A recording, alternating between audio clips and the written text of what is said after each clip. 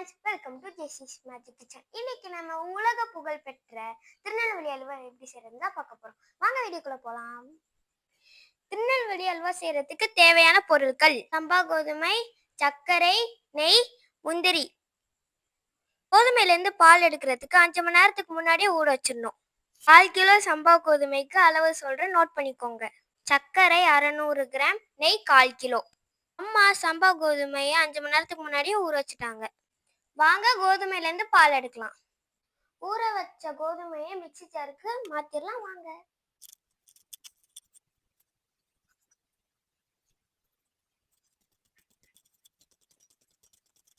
கோதுமையை ஜாருக்கு மாற்றியாச்சு.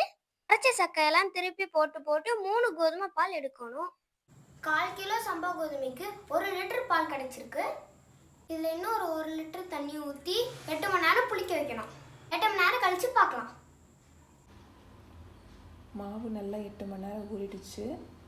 இப்போ மேலே இருக்க தெளிஞ்ச தண்ணியை நம்ம எடுக்கணும். என்னடா இவ்வளோ நேரம் சின்ன குழந்தை பேசிகிட்டு இருந்தாலே இப்போ இல்லையேன்னு பார்க்குறீங்களா? அது இது நான் 6 மணிக்கு ஷூட் பண்ணுறேன். அவள் தூங்கிட்டுருக்கா. இதுக்கப்புறம் நான் தான் எல்லாம் செய்ய போகிறேன். இதுக்கு முன்னாடியே நான் தான் செஞ்சிட்ருந்தேன். அவள் வாய்ஸ் மட்டும்தான் கொடுத்துட்ருந்தா. இப்போ தூங்கிட்டு இருக்கிறதுனால இனிமேல் நான் தான் பேசுவேன். வாங்க இதுக்கப்புறம் என்ன பண்ணுறான்னு பார்க்கலாம். நான் மேலே இருக்க தண்ணி எல்லாத்தையும் எடுத்துட்டேன். பாருங்கள், அடியில் நல்லா கொலன்னு இந்த மாவு தான் நமக்கு தேவை.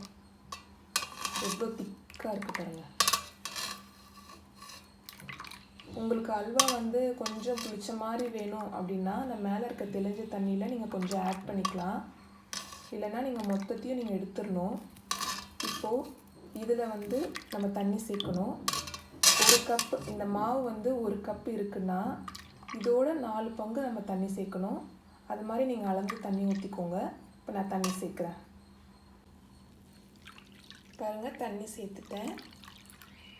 இதுதான் பதம். இப்போ நம்ம அடுப்பில் வச்சிடலாம். இப்போது சர்க்கரை ஆட் பண்ணிக்கலாம். ஃபஸ்ட்டு நம்ம சர்க்கரை தான் போடணும். நான் 1/4 கிலோ சம்பா கோதுமைக்கு 600 கிராம் சர்க்கரை எடுத்திருக்கேன்.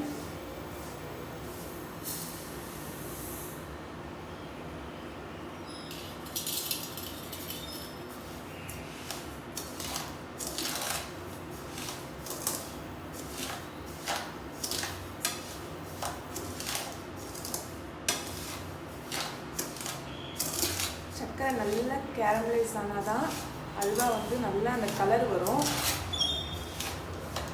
சில பேர் கொஞ்சோண்டு சர்க்கரையை போட்டு கேரமலைஸ் பண்ணி சர்க்கரை பாகில் ஊற்றி செய்வாங்க. அந்த மாதிரி செய்கிறத விட நீங்கள் இப்படி ஃபுல்லாக எல்லா சர்க்கரையுமே போட்டு செஞ்சால் தான் சூப்பராக இருக்கும் அல்வா.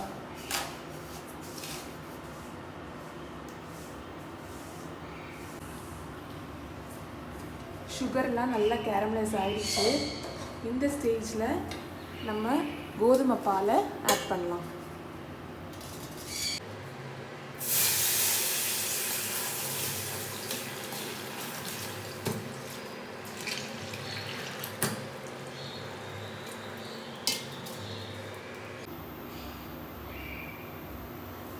இந்த மாதிரி தான் கட்டி பிடிக்கும்.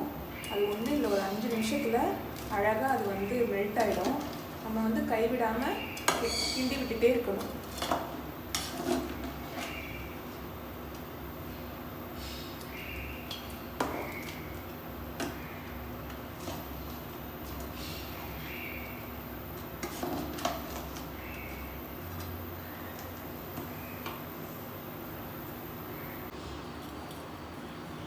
இப்போ பார்த்தீங்கன்னா இந்த சுகர் சிரப் எல்லாமே நல்லா மெல்ட் ஆகி எவ்வளோ சூப்பராக ஆகிடுச்சுப்பாங்க.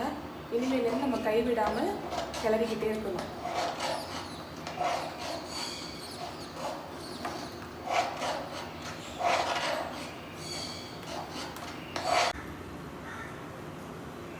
இந்த கிளிப் 1/2 மணி நேரம் கழித்து நான் எடுக்கிறேன். பாருங்கள் எவ்வளோ டிஃப்ரென்ஸ் இருக்குது பாருங்கள். நான் நெய் ஆட் பண்ணல. சில பேர் கொஞ்சம் கொஞ்சமாக நெய் விட்டு கிளறிட்டே இருப்பாங்க. அந்த மாதிரி பண்ணக்கூடாது. 90% முடிஞ்சதுக்கப்புறம் தான் நெய் சேர்க்கணும். நெய் இல்லைன்னா தயவு செஞ்சு அல்வா செய்கிறதுக்கு நீங்கள் ஸ்டார்ட் பண்ணாதீங்க. நெய் தான் இதோட மெயின் இன்க்ரீடியண்ட்டே. நெய் நிறையா சேர்த்தா தான் நல்லாயிருக்கும்.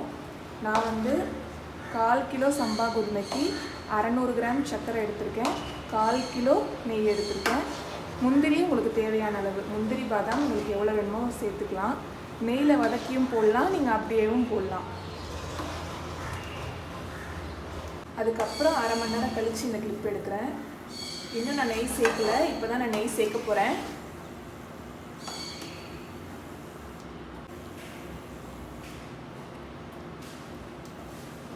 கொஞ்சம் கொஞ்சமாக நெய் சேர்த்து கிளறி விட்டுட்டே இருக்கலாம்.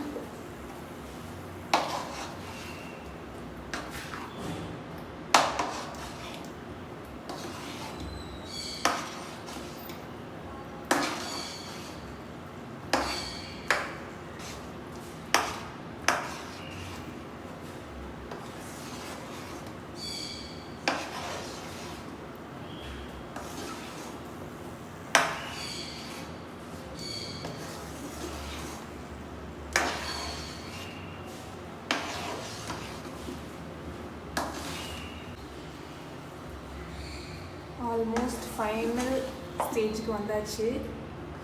பாருங்கள், ஒட்டாமல் வரணும் இந்த மாதிரி. நான் இன்னும் ஒரு 50 கிராம்ஸ் நெய் இன்னும் போடணும், அது லாஸ்ட்டில் போடலான்னு தான் வச்சுருக்கேன். இப்போ வந்து முந்திரி பருப்பு ஆட் பண்ணிக்கலாம்.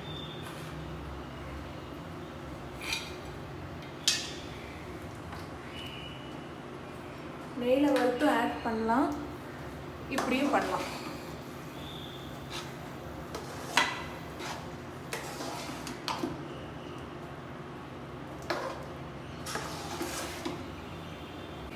கடைசியாக ஆட் பண்ண வேண்டிய நெய்யும் ஆட் பண்ணிட்டேன்.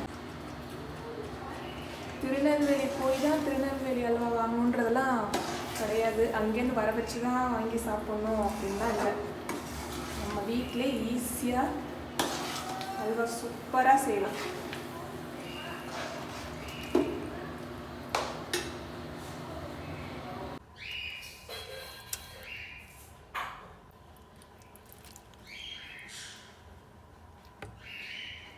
எப்படி ஒட்டாமல் இருக்குன்றதை காட்டுறேன்.